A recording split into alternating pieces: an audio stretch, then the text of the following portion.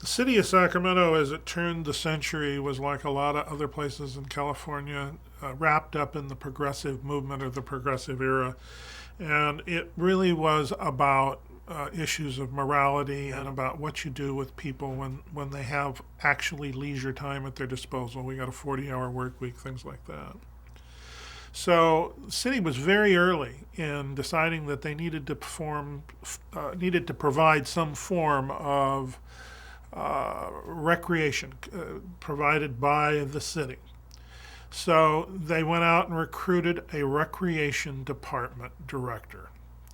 And when he came on board, one of the very first things they did is they established Camp Sacramento, which is one of the oldest municipal camps, and certainly in California.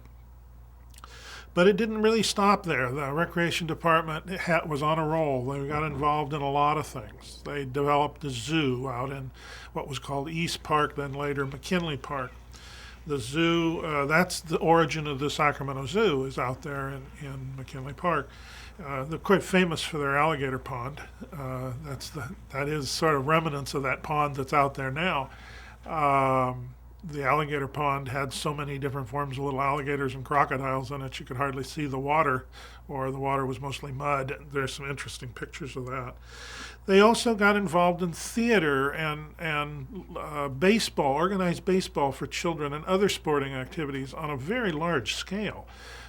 Theater, for example, they created these community venues for theater like the Clooney Clubhouse, and they used Memorial Auditorium and other facilities as they came online.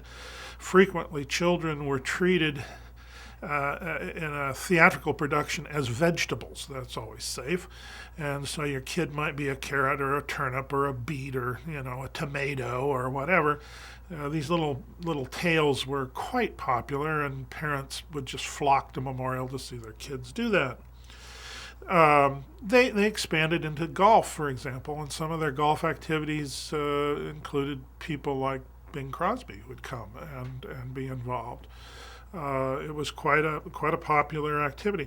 The recreation department was established. Then they created a parks department, which was involved with the physical land out there. And then the parks and the recreation department would merge, and it would become parks and recreation as a single department.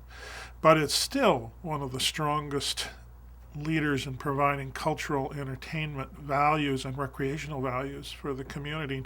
And Sacramento is very, very keen on providing those values.